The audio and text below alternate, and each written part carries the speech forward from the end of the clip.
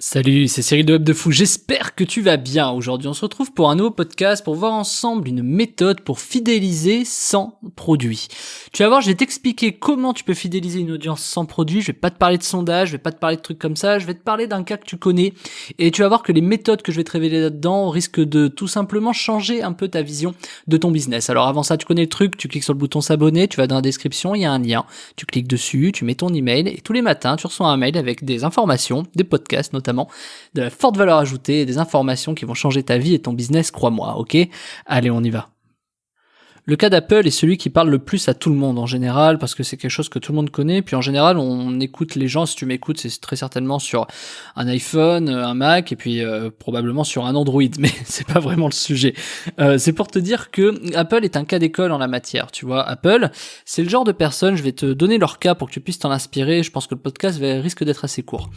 Le truc c'est que Apple, ils ont cette capacité à sortir des produits en version bêta. Je sais pas si tu connais le truc, tu vois. Ils ont cette capacité à sortir le truc qui est à moitié fini. Un peu comme les jeux vidéo aujourd'hui, tu sais, où ils te sortent des jeux à moitié finis à 70 balles et puis après ils te vendent les mises à jour à 30 euros. Du coup, plus des extensions à 30 balles et plus un truc à 30 balles. Du coup, avant t'achetais ton jeu 50, 60 balles, il était complet. Aujourd'hui, tu l'achètes 150 balles, il y a toujours des bugs, tu vois. Donc c'est une façon, si tu veux, de fidéliser ton produit, tu vois, enfin de fidéliser ton audience sans produit. Tu vas voir, je vais m'expliquer. Apple, quand ils ont sorti l'iPhone, ils ont dit voilà un produit. Bon, bah l'iPhone c'était un petit produit, il y avait quoi, un téléphone et sur le téléphone t'avais de mémoire, t'avais juste les messages, les appels. Enfin, t'avais pas tout ce que t'avais là, quoi. Tu vois, t'avais pas toutes ces applis. C'était pas un micro-ordinateur le bordel. C'était juste un smartphone, mais un smartphone parce que voilà. Et donc du coup, tu vois, ça tenait dans ta main. C'est ça qui était extraordinaire. Et puis surtout, ce qui était révolutionnaire à l'époque, c'était le design, hein, clairement. C'était joli, c'était design, c'était tout ce que tu veux. Et donc, il faut s'inspirer de cette méthode. Ils ont eu cette méthode qui est assez extraordinaire, tu vois. Aujourd'hui, ils sont capables de sortir n'importe quel produit, des gens vont l'acheter, ils savent même pas ce que c'est, tu vois. Je sais pas si tu connais le truc, mais ils te sortent des produits, ils savent même pas encore si ça va se vendre, ce que c'est. Enfin, que ça va se vendre, ils le savent, mais ils savent pas encore vraiment si ça va plaire ou pas, tu vois. T'as qu'à checker sur Google, je t'inviterai à faire la recherche, parce que je vais pas faire un podcast sur Apple, mais ils ont eu des flops aussi, et pourtant ils en ont pas des masses, mais ils ont eu des flops. Et au-delà de ces flops-là, les tops qu'ils ont réussi à avoir, c'est des produits, probablement que des fois, ils pensaient même pas, parce que je connais pas trop, je suis pas allé trop loin dans l'histoire, mais ils pensaient probablement pas que ça allait marcher. Et donc, en fait, ce que je vais t'expliquer, c'est que qui sont ces gens qui achètent autant de produits Apple nouveaux, tu vois? Je suis sûr que le premier qui a acheté un MacBook Pro, c'est le premier qui a acheté une Apple TV ou une Apple Watch, tu vois? Et puis, regarde vraiment tous ces trucs du quotidien, tu vois, enfin, Apple TV, Watch, iPod, iPhone, iPad, MacBook, je sais pas, enfin, tu vois, clavier, machin. Pour te dire que t'as pas besoin en fait d'avoir un produit pour fidéliser, c'est-à-dire qu'il faut forcément que tu aies un rattachement de valeur. Alors comment est-ce qu'on fait ça dans ton business ou dans ton business en ligne? Parce que t'es pas Apple et tu te demandes probablement quelle est cette méthode qu'on peut créer pour que les gens fassent des choses, tu vois, et achètent des trucs alors que t'as rien. Ben t'as un truc qui consiste, alors je vais pas forcément te parler d'affiliation, mais va falloir que tu comprennes le système. Il y a des gens qui te suivent parce que t'es peut-être quelqu'un de pertinent, tu vois. Moi, si je ferais pas de formation, imaginons je fais pas de formation, je vends pas de produits, je crée juste du contenu, je peux avoir un article, tu vois, de blog, etc. Comment est-ce que je peux fidéliser mon audience? Ben, tu vois, à travers un contenu déjà gratuit, que ce soit un texte, une vidéo, un audio, tu vois, bon là tu crées du contenu, et donc du coup tu fidélises les personnes. Mais là où c'est fort, c'est que Apple, ils ont réussi à faire acheter des trucs dont t'as pas besoin et où en plus tu vas racheter des trucs que eux-mêmes ne savent pas si ça marche. Prends l'exemple du jeu vidéo. Donc je vais te parler par exemple, t'as un jeu vidéo, il est conçu. Derrière, sur ce jeu vidéo, bah t'as une précommande. Tu prends la précommande, tu t'achètes ton jeu un peu moins cher, puis derrière tu payes des mises à jour, tu payes des accès, tu payes des extensions. Enfin, c'est un peu à l'instar d'Apple en fait. Hein. Tu payes ton adaptateur, tu payes ton chargeur, tu payes ta souris, tu payes ton clavier, tu payes tout ce que tu peux payer, tu vas le payer, tes AirPods, tes machins. Alors on va te dire. Non, mais tu vois, celui qui va me dire, moi je paye pas mes AirPods, non, bah bien sûr que si. C'est juste dans le prix de ton iPhone, tu vois. Donc, si, tu payes tes AirPods. Donc en fait, le truc qu'il faut comprendre, c'est que comment tu fais pour fidéliser des trucs comme ça? Je vais te donner la méthode. Quand t'as pas de produit, la seule chose sur quoi les gens peuvent être fidélisés, oui, c'est ta personnalité. Au-delà de ta personnalité, c'est ton contenu. Ton contenu, c'est forcément ta personnalité. Et attention, je vais quand même mettre les deux en parallèle pour une raison simple. Moi, je connais un gars qui a une certaine personnalité, qui tient un blog, il a quasiment une autre personnalité dans son écriture, tu vois, parce que sa façon de rédiger, c'est un peu comme les écrivains, tu vois, ils parlent pas forcément comme ils rédigent, tu vois. Donc c'est exactement le même truc, c'est-à-dire qu'en fait, si t'as pas de produit pour fidéliser, ta seule méthode, c'est de créer des valeurs. Et créer des valeurs, ça consiste à, par exemple, rallier des gens. Moi, j'ai des gens chez moi sur Web de Fou qui m'écoutent, sont des gens qui n'ont pas acheté de produits, mais qui sont là, peut-être t'en fais partie, parce que je les ai ralliés sur des valeurs, les valeurs de la famille, les valeurs de plein de choses. Tu peux aller sur mes landing pages ou sur mes pubs Facebook. D'ailleurs, lâche un com positif sur les pubs Facebook quand t'en vois, s'il te plaît, juste parce que c'est cool. Et mets un j'aime, tout ça, si jamais tu tombes dessus. Et juste pour te dire que bah oui, forcément, ces gens-là, on les rallie par des valeurs. Et donc dans les principes de persuasion, on t'explique que ce qui convainc, c'est pas le bénéfice, c'est pas la caractéristique d'un produit, tu vois. C'est les valeurs que tu véhicules, les valeurs d'un produit. Tu vois, si t'es chez Apple, c'est parce que la valeur tu la connais, c'est qu'à chaque fois qu'ils sortent un truc, c'est de la bombe, c'est une révolution, et que t'as tellement confiance que peu importe ce qu'ils vont sortir, même si tu sais que c'est bancal, même si tu sais qu'il y aura des mises à jour, même si tu sais qu'il peut y avoir des bugs, tu vas l'acheter 4000 balles le bordel parce que t'es un fan et que c'est normal, il fonctionne comme ça. Ils ont réussi à créer une forme d'habitude comme ça où ils sont contents de tout simplement vendre des trucs qui sont pas finis en fait. Mais c'est une vraie inspire-toi de ça. Inspire-toi de ça. C'est une vraie méthode qui fonctionne pour une raison simple. Ça permet de tester en masse des produits et du coup de te dire que si les gens l'achètent et sont contents, tu vas pouvoir faire des mises à jour. Ça permet de vraiment concentrer tes efforts aux bons endroits. Lance par exemple 10 produits en même temps, pousse-les, regarde lequel marche le mieux et tu vas trouver la solution. Alors pousse-les, c'est facile à dire évidemment, je te donne pas la technique pour trouver des prospects, c'est pas le sujet de cette semaine, mais c'est pour te dire que même en testant comme ça avec tes clients, ça marche beaucoup. On a tendance à croire un truc également, c'est que imaginons t'es des clients, quand tu pousses quelque chose, que ce soit pas forcément un produit, ça peut être une recommandation, que ça peut être du parrainage, ça peut être de l'affiliation, ça peut être une méthode, ça peut être peu importe ce que tu veux, quand tu pousses quelque chose, il y a un phénomène. Le phénomène, c'est de se dire, est-ce que mes clients, si je leur pousse le produit avant les autres, est-ce qu'ils vont être capables de me dire si ça va marcher ou pas? Je te donne un exemple. T'es pas forcément obligé d'avoir un produit, ça peut être un lien d'affil, ça peut être une recommandation, d'accord? Si tu fais une recommandation auprès de tes clients et qu'ils sont contents, est-ce que t'as plus ou moins de chances, si tu le proposes à des prospects, que ces prospects soient contents?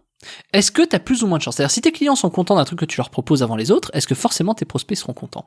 Et tu vois, c'est une vraie question qui se pose, parce que si ça marche, ton seul problème, c'est pas de trouver des clients, ou c'est pas d'avoir un produit.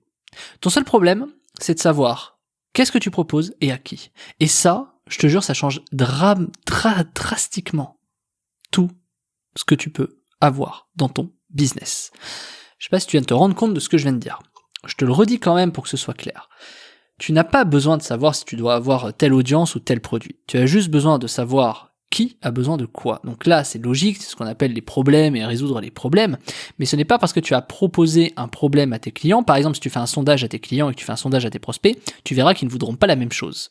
Et ce qui est hyper intéressant, c'est que si tu as des problèmes de vente, si tu as des problèmes pour fidéliser, regarde bien le double impact magique, si tu proposes à tes clients une sorte de sondage de ce qu'ils aimeraient avoir, il va ressortir quelque chose. Eh ben, ces choses-là, pas de tes prospects, hein. Attention, hein, ne fais pas de sondage sur tes prospects, c'est autre chose. Mais écoute bien, si tu fais un sondage sur ce que les clients souhaitent avoir, tu vas être capable de proposer un produit qui, après quand tu le mettras sur certains prospects, te ramèneront des prospects qui correspondent à tes clients actuels. C'est un peu le raisonnement qu'a eu Facebook sur le lookalike, c'est-à-dire, si j'ai des clients qui ont acheté tes produits machin, ils ont tous globalement ce profil-là, ils ont parce que machin, tout ça, et donc je vais aller chercher des gens similaires. Facebook, c'est exactement ce qu'il fait. Toi, je te dis juste de le faire sans Facebook. C'est-à-dire que t'as des clients, ils ont tous besoin d'un peu différentes choses, tu veux leur proposer des choses, maintenant on va dire que tu peux proposer un produit, tu vas donc pouvoir leur proposer des choses, et donc la méthode qui est dingue, c'est de dire, je leur fais un sondage des choses qu'ils veulent, dites-moi de quoi vous voulez, donc tu passes peut-être 1 heure à décortiquer les réponses, tu vois. Et forcément, ce qui ressort en majorité, tu sais ce qui va ressortir haut la main, à part si t'as vraiment du 10, tu vois, ce serait pas de bol, mais il y a quelque chose qui va se dégager. Ce truc qui se dégage, c'est forcément un produit qui correspond à l'ensemble de tes clients qui ont acheté et qui sont satisfaits. Donc si tu proposes ce produit à tes prospects, tu vas être capable de trouver des prospects beaucoup plus facilement, beaucoup plus rapidement et pour moins cher, alors moins cher peut-être pas, mais ça dépend, pour justement les ramener vers tes propres clients. Parce que du coup, en fait, ce que je t'explique, c'est que trouve des clients des prospects qui ressemblent à tes clients.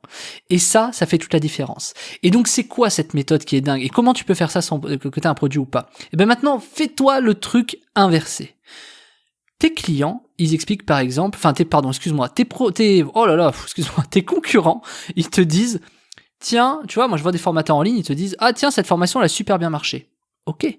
Donc si elle a super bien marché comparé aux autres, moi je me rappelle de certains gars qui disent putain mais je sais pas ce qui s'est passé, celle-là elle fonctionne, elle cartonne par rapport aux autres, je comprends pas.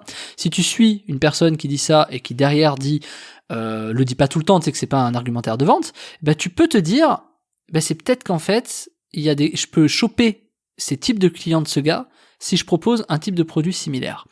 Alors évidemment, tu n'auras pas tout le marketing, etc. Mais ça marche pareil. Et si tu fais gaffe, c'est ce qui se passe quand les concurrents se copient, tu vois. Par exemple, pourquoi est-ce que les gens vont chez Armand-Thierry, tu vois, je sais pas, pourquoi est-ce que les gens vont faire des costumes chez, tu vois, j'en sais rien, bon, ça dépend les CSP, mais je veux dire, comment est-ce que ça se fait que il y ait par exemple du Netflix, du Amazon Prime, que tu aies tout ce genre de trucs qui se suivent, qui se succèdent parce qu'il y a quelque chose qui fonctionne.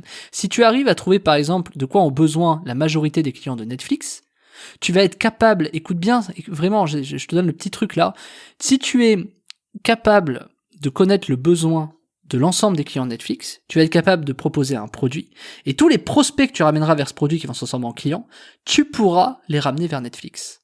Tu vois l'idée? C'est-à-dire qu'en fait, plutôt que de dire, tiens, la plupart des gens réfléchissent aujourd'hui en se disant, tiens, je vais vendre un produit, puis après je fais des ventes complémentaires. Moi, ce que j'ai en train de t'expliquer, c'est, en fonction de ce que les gens ont acheté, et les produits complémentaires qu'ils ont pu avoir, trouve un point commun d'un produit que tu vas pouvoir leur proposer. Et ça, c'est une méthode qui est colossale. Quand tu comprends ça dans ton business et que tu arrives à l'appliquer dans ton business physique, donc il y a des méthodes pour ça, tu te rends compte que, en fait, c'est complètement dingue parce que la capacité que tu as à choper des clients avec un produit, tu tombes toujours dans le mille et en plus, tu as l'étape d'après. Parce que vu que t'es remonté, t'as fait du rétro, je sais pas comment on peut dire ça, du rétro-engineering de la vente, tu es capable de dire, tiens, ce produit ils en ont besoin parce que ici ça a marché, donc si je le repropose, j'ai des prospects à qui je peux donner, de personnes que je peux donner ailleurs. Concrètement, ça donne quoi? Je te le donne sur de la formation en ligne et tu vas pouvoir l'appliquer sur ton e-commerce, sur ton consulting, sur tous tes métiers, si tu fais de la menuiserie, du machin, tu vas voir, tu vas pouvoir te reconnaître là-dessus. Moi, demain, j'ai un formateur qui dit, celle-là, elle a cartonné comme formation, super. Et plus que d'habitude, oui, ok. Donc, imaginons, je vais faire une formation similaire, je vais mettre la formation en ligne, je vais récupérer des prospects. Ces prospects-là, une fois qu'ils sont transformés en clients par rapport à cette formation, je sais que je peux les rediriger vers le mec qui dit que cette formation a marché. Parce que c'est forcément des typologies de clients qui correspondent à ses besoins. Et l'avantage, écoute bien ça, c'est que en plus de ça, ceux qui ont acheté chez toi, si tu leur fais un sondage, tu vas presque être capable de savoir quelle est la formation que le mec d'en face peut faire. Ce qui fait que du coup, toi tu peux proposer cette formation et la mettre en affiliation chez le mec en face. T'as vu la technique de dingue ou pas ? C'est-à-dire que ça, c'est un truc qui cartonne. Je te laisse réécouter le dernier passage, si jamais t'as pas compris. Mais c'est un truc qui cartonne à coup sûr. Ça t'évite de savoir quel produit créer, quelle pub faire, quel prospect, comment, machin. C'est très simple, tu récupères des prospects, ça te les transforme en clients, et du coup derrière, tu reproposes les autres produits que le mec a fait, et en plus de ça, toi, en faisant un sondage avec ses clients, tu es capable d'aller créer un produit qui correspond aux réponses du sondage, et de le mettre en affiliation chez le client de ton concurrent. Et du coup, c'est jackpot. Forcément, c'est jackpot. Donc tu peux même avoir une avance sur le marché avec un truc comme ça. Alors quel est le rapport avec le titre du podcast, la méthode pour fidéliser sans produit? Mais c'est qu'en fait, tu n'as pas besoin d'avoir de produit pour comprendre ça. Tu as juste à suivre les gens. Suis Armand-Thierry quand ils te disent que... tu sais, moi je suis arrivé... C'est le truc du porno, c'est pareil. C'est la deuxième fois que j'en parle cette semaine. Le truc du porno, c'est exactement la même chose. C'est qu'il y a des catégories dans le porno qui, quand tu as un classement des top 10 des catégories de l'année dernière, il y a quand même une sacrée tendance. Et quand tu fais une moyenne pondérée de l'ensemble des catégories sur les 5-6 dernières années et du volume de recherche de machin, tu es capable en fait de savoir qu'est-ce que tu dois proposer. Donc c'est pas si compliqué, et finalement c'est exactement une même méthode que appliquent par exemple les gens du SEO, des formations en ligne. C'est juste ils l'ont pas matché de la même façon. Mais si tu veux, c'est exactement le même principe. C'est que tu es capable de savoir ce dont les clients des autres ont besoin, donc tu peux le proposer et mettre ce produit en affiliation chez les autres. C'est ça qui est parfait. Et ça marche si en plus t'as des produits intemporels, etc., ça fonctionne. Donc je peux pas vraiment viser de produits particuliers, parce que tu fais probablement d'autres choses que ton voisin, mais comprends bien cette idée. Et tu peux très bien l'appliquer sur ton e-commerce, tu peux très bien l'appliquer dans ton magasin, même si t'as un magasin physique, tu vois, tu peux vraiment l'appliquer là-dessus. Donc je te laisse là-dessus pour que tu réfléchisses vraiment à quoi c'est fait. Et si t'as appris quelque chose aujourd'hui, si tu as appris quelque chose sur ce que je viens de te dire, sur ce podcast, etc., eh ben, je t'ai préparé une formation qui s'appelle « Comment fidéliser son audience pour exploser ses résultats ». Je te laisse aller dans la description, tu cliques dessus et tu vas apprendre comment tu peux fidéliser ton audience, peu importe sa taille, pour exploser tes résultats. Je te retrouve de l'autre côté, je te dis à tout de suite, sinon à demain. Salut Martin.